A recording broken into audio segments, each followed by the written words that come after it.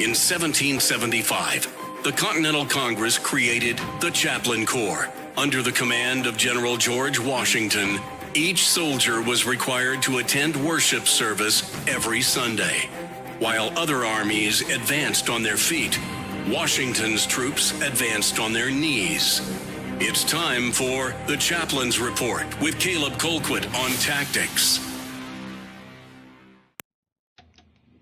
Okay, Chaplin's report this morning comes directly out of the book of Romans, and we're going to go straight to that Bible verse.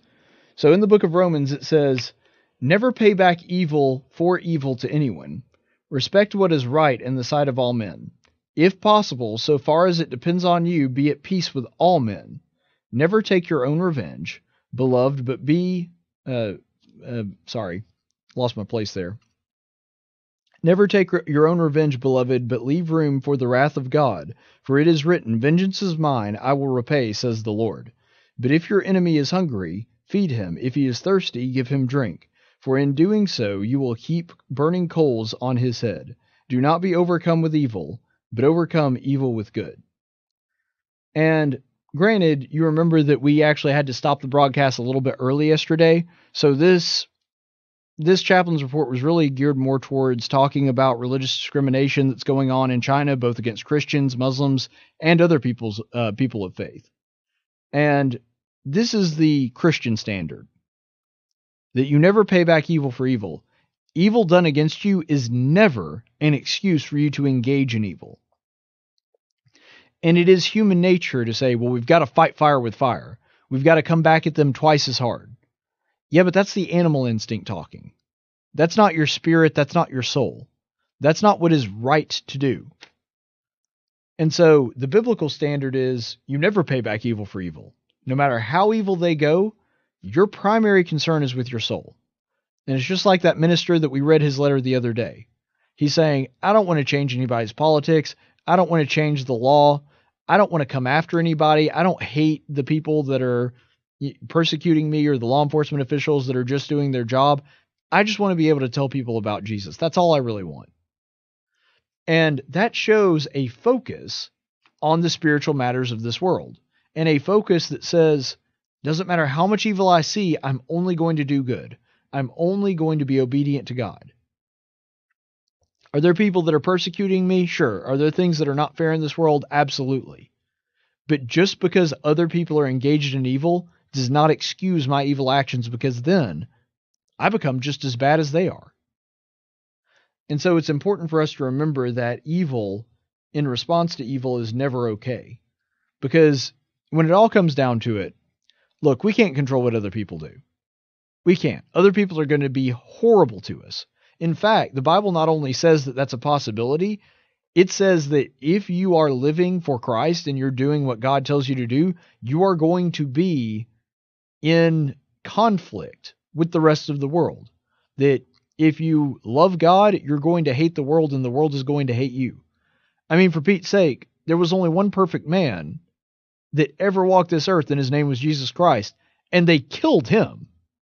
You don't think that you're going to suffer if you're following his example?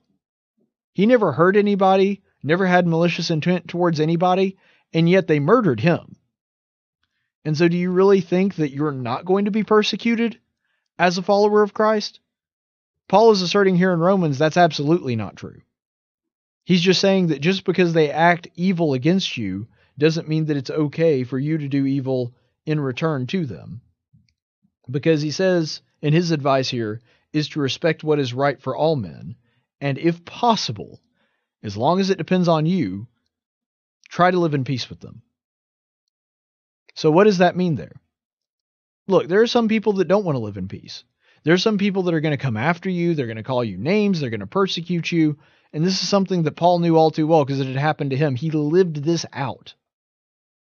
And yet he's saying, as far as it depends on you, do the best that you can to live in peace with people. Do the absolute best that you can to make sure there are no qualms between you and other people that are not members of the church living out in the world. As long as it's up to you, you try to establish peace. But if there are people that are out there openly defying God's laws, that's where you have to take a stand. And that's where conflict is acceptable. And you're not somebody that goes out looking for conflict. You're not trying to start fights. You're trying to live in peace with people. But if somebody is blaspheming or teaching something that isn't true about the Bible, that's when you got to step up and say, no, that's not okay. That's when conflict is acceptable. But it's saying as much as you can, don't start fights that you don't have any purpose in. Don't start fights that are not going to further the cause of Christ. Don't get into petty arguments. Try to live in peace with people if you can. And really what's important here, because it talks about those of us who come in contact with evil people. We don't take vengeance. We don't try to take justice into our own hands or hurt them. And the reason that we don't do this is because even very, very wise people, to quote Gandalf the Grey, cannot see all ends of it. God can. He sees the intent of the heart. He knows each person intimately. And so when he makes a judgment on somebody, he knows what their intention was. He knows what was in their heart. We don't have that advantage. And that's why when we come up to have to make a decision like that, we always err on the side of love. We always err on the side of doing good to them and assuming the best. Because we don't know for sure whether or not that was taking place. And so we don't lash out. We don't go looking for fights. We don't try to start things with people. And we don't judge them too harshly without having the details. Because God can actually judge the intent of the heart. And so we leave those matters up to him as much as possible. That's why vengeance is his, not ours. Because if we take out vengeance on people, chances are there are going to be some innocent people that get hurt.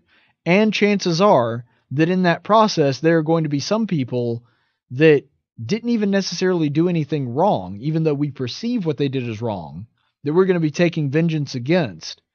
And then you're going to have somebody that really doesn't deserve it, being attacked and maybe even turning them away from the church, maybe even turning them off from the church because they know that you're supposed to be somebody that is of God, and seeing you take vengeance against them needlessly. And so it's very important for us to remember this, because we should never forget that we are ultimately God's representatives on earth. And so it's important for us to be able to overcome evil with good. That when people do evil against us, we stand our ground and we only do good. We make a commitment to love them, to do what's best for them, to be kind to them as often as we possibly can. And that's something that is not easy to do from a human perspective. It's something I know I don't do perfectly every time. But it's important for us to practice it, and the more we practice it, the more we are going to get better, and the better off we'll be in the long run. Because when you boil it all down, this whole thing is a question of how much do you trust God? Because if I trust that God is a good judge, and he is going to judge righteous judgment, and he knows more than I do about this, then I'm going to look at this situation, even one that's as horrible as like what we're looking at in China the other day, where people are persecuting and threatening to kill you, and say, you know what, God's going to take care of that. I'm not going to take vengeance against them. I'm not going to return evil for evil. I'm not going to try to murder them so they don't murder me first, or attack them so they don't attack me first, or anything like that. What I'm going to do is trust that God is going to take care of it all in the end. That is what I'm going to do. And that is how you overcome evil with good. Stay the course, friends. Okay, so y'all know I'm a big stats and numbers guy. So here's some fun facts for you.